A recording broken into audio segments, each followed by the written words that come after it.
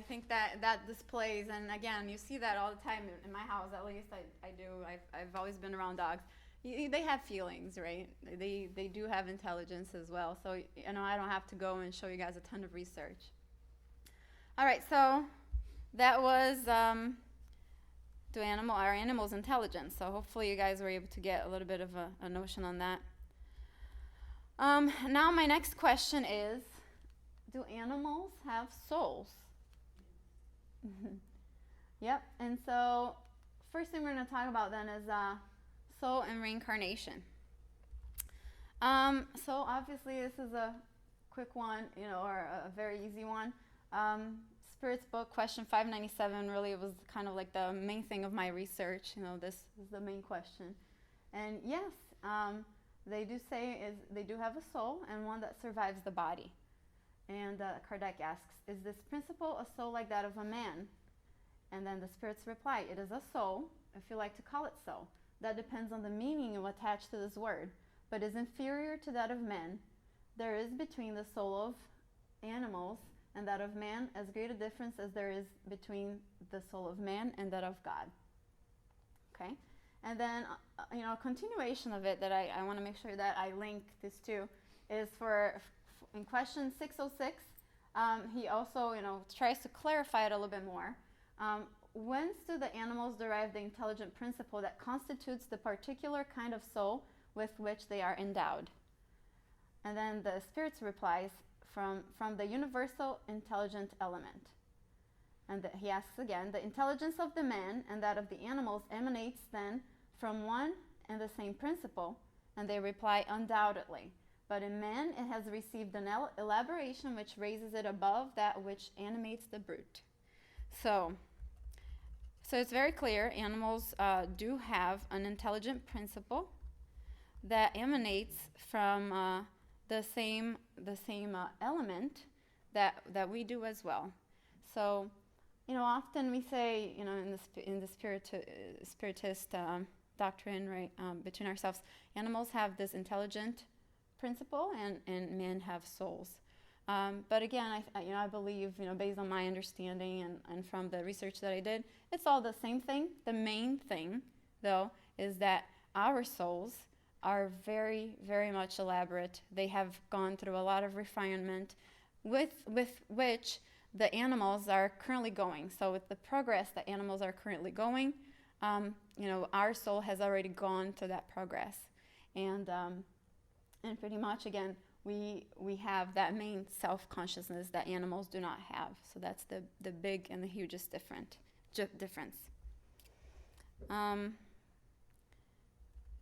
Let me see here. So animals do not have that knowledge of God, spiritual self, and future progress. So that makes, that ends up making our soul superior than theirs. So I'll repeat myself to make sure this is very clear. Animals have a particular kind of soul that is constituted of the intelligent principle, just like that which, that comes from the universal intelligent element like ours. And however, the intelligent principle and that of men's souls are much more elaborate and refined, having gone through many reincarnations and many more evolutions than those of animals. And then I could talk a little bit more. The souls of animals they do keep their individuality.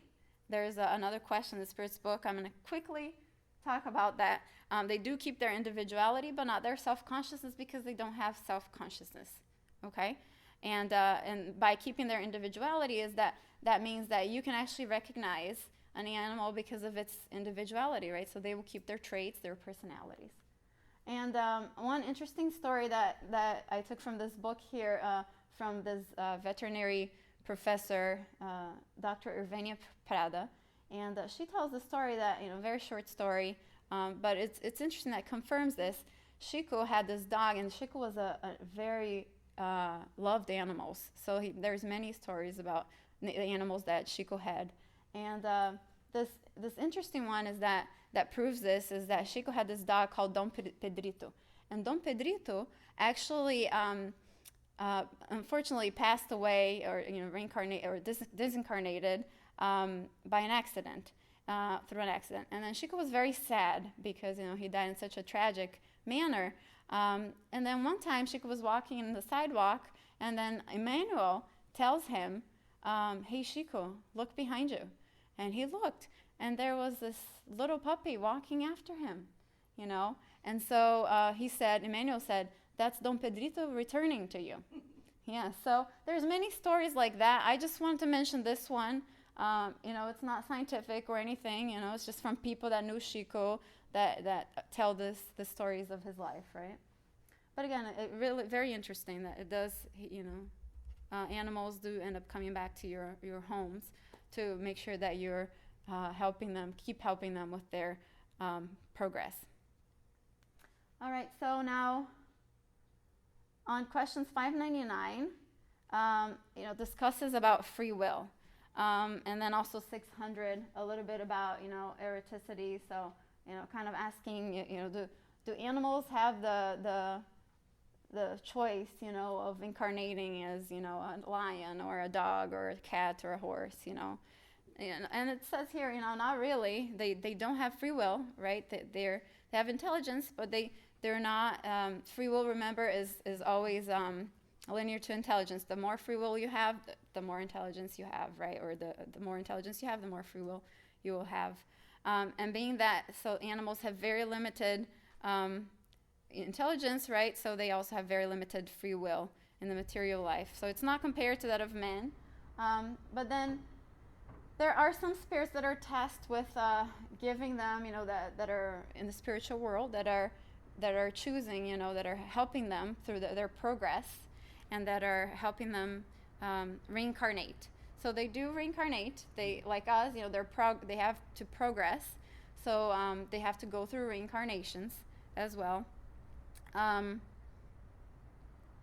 again, they don't have that ability of being in eroticity like us, pondering and reflecting on our actions, what we did wrong, or our new possibilities and how we can improve. So, that's out of their limits, out of their possibilities right now.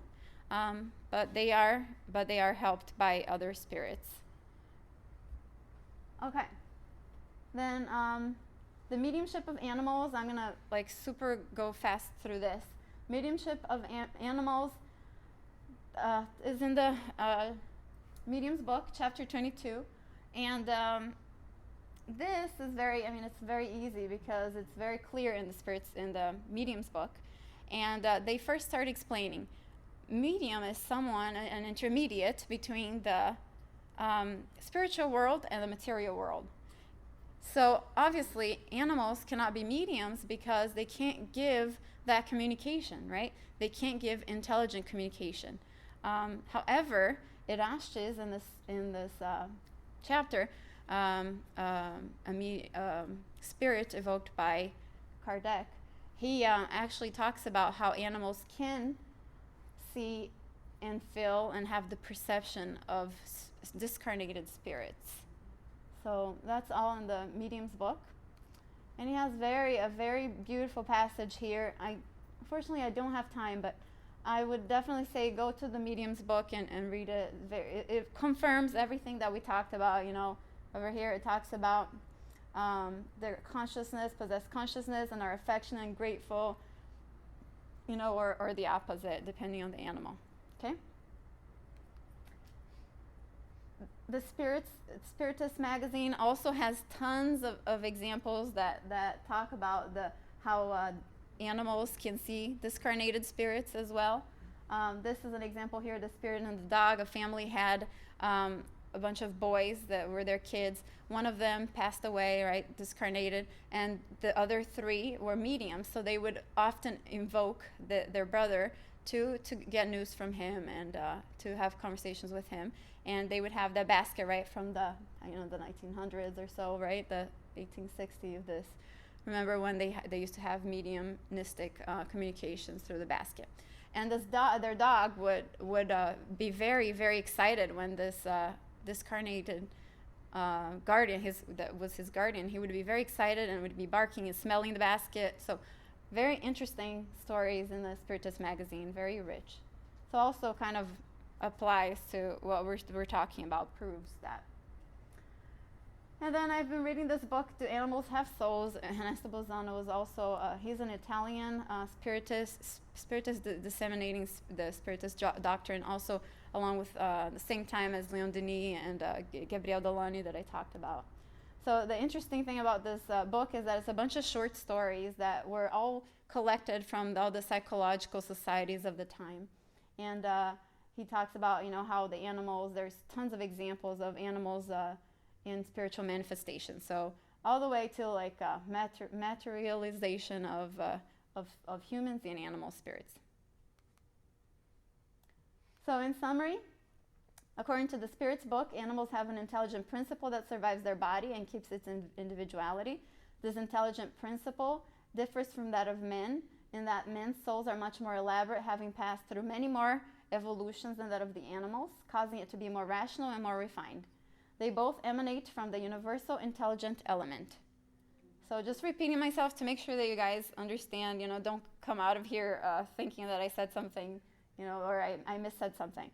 After the death of the animal's material body, its consciousness or individuality is preserved, its spirit exists. Self-consciousness, however, is only an attribute to man's souls. All right, so to the very last question is, are animals destined to progress as we are? So we've talked about it already, right? So we know that they reincarnate. So in this question 601, Kardec again talks about the progress that they have to go through. So just like us, they have to follow the law of progress. And it makes sense, right? I mean, everything in nature is interconnected, right? So we know that if for some reason we don't have any more trees, we're going to die as well, right? Or if the honeybees die, right, we're also going to run out of food, right? So we know that we are all interdependent, and this is a beautiful design, right? So God is perfect, and we all depend on each other to progress. So I think that's the main thing to keep in mind here. Doesn't mean that I depend on an animal or nature to progress. Nature also depends from the mineral that we talked about, the rocks, to our brains.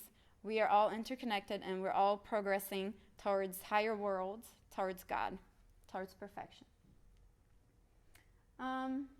And then the last one here is, do animals progress through the force of things or expiation? So for them, there's no expiation, right?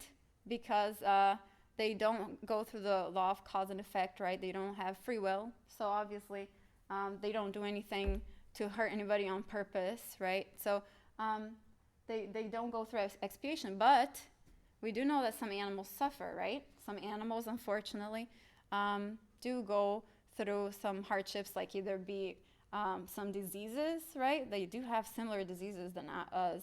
And they go through cancer. They go through many, or maybe homes that abuse them, right? So it's very sad. But so if they're progressing and they have this pains and they're not expiations, they're obviously trials they still have to go through in order to progress. So everyone, even the animals, are not exempt of progressing in these trials. And there's this beautiful text by Emmanuel, The Suffering of Animals. It's very, very touching, beautiful, very short. And I'm going to, use, he talks about, that like humans, animals have to go through a measure of suffering in order to progress. And in his beautiful words that really touched my heart, I'm going to use his words, and I translated the message. But he said, it is through non-transferable and patient work that we obtain culture and elevation. We are all born simple and ignorant, and all of us have to struggle for the achievement of reason. So none of us are here and are going to progress without work. All of us will have to go through some suffering. And then here I put this, their progress, our progress. It's very interesting how in some cases you could see very clear how animals and humans are interconnected in this progress. So this is here equine therapy, right? So anybody heard about horse therapy, right? With people with disabilities. So this very beautiful work, both the animal and the human are progressing together, right? And this too, the pet therapy in hospitals. And my favorite one is the guide dogs. And the guide dog, has anybody seen a guide dog in the street? Yeah. Very interesting, huh? Like, it's very interesting. And we were talking, Berta and I, one time.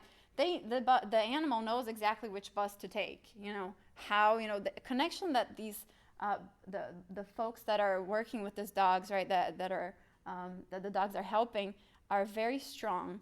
And I'll show you guys a little video here too. And this is gonna be my last one. Just so that you guys can maybe see how important this progress is, both animal, human, and how true this is. Regain their independence is a wonderful thing. Can you hear? I think it's underestimated how brave a lot of our clients are. I always had a can-do attitude. Kurt could still see that, so he can just remember how I looked when I was 18. But when I lost a lot of sight, I lost the confidence to do things. There was a period where he was losing his independence, and that was really devastating. I, wait for my son to come home from work so I could go for a walk. It was pretty tough. Like right now, I'm pretty dependent on my parents for most things. Eventually, my husband said to me, "Why don't you get a guide dog? You know, because you're too scared to leave the house." I need to become more independent.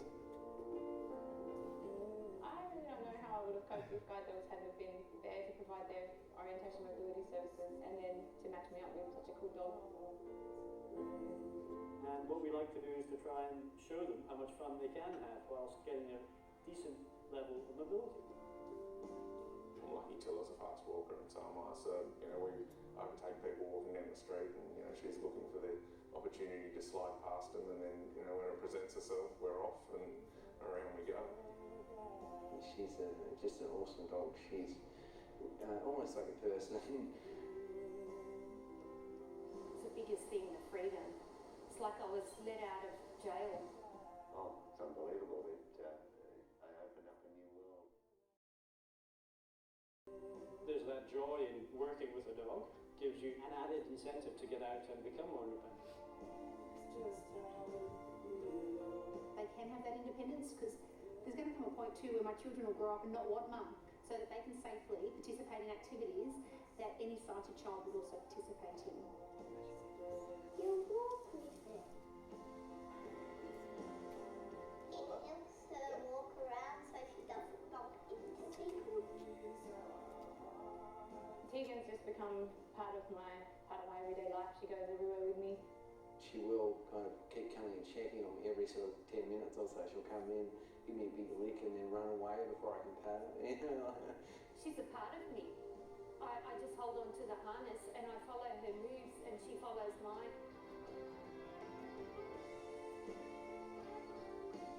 It opens people up, gives them dignity, gives them pride in what they're able to achieve.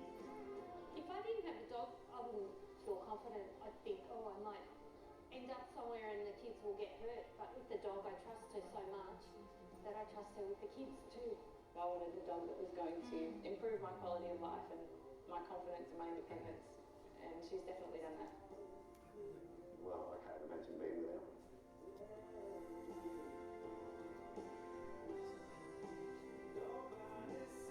With Tiller and the GPS that guide dogs have provided, it means that I can actually go places that I haven't been before, knowing that I've got something that tells me where I am, and also a dog that can get me around the obstacles. Always my little mate that's there, and she's always happy. Just got to pat her or give her a treat and she'll wag her tail. So I wish it was that easy with everyone. Feed them and pat them and they'll be nice. Guide dogs has taught me you can do a lot of things, but some things you need help with. If it wasn't for the help of guide dogs, I think that blind people would be doing what we did in the 1800s, just sitting in a room doing nothing, which would be really sad. I want a guide dog when I'm older. Okay, so just on a side note, that it's very interesting. These dogs are very special, right? So there's definitely something there that I don't think even science has been able to describe yet, right? The connection that they have with those people that they're helping is amazing, and it's not every dog that becomes a guide dog. So this doesn't mean that just because it's a lab. It can be a guide dog. Actually, from many different labs, I think there's maybe like 1 out of 10 that becomes a guide dog. So it takes a very special dog to become a guide dog. So again, I thought this was, to me, it's my greatest example of a human helping with the progression of an animal, and an animal helping with the progression of a human. So that's it. I'm sorry if I took too long. I kind of lost track of time here, but appreciate all you guys listening in, and hopefully you guys learned something today.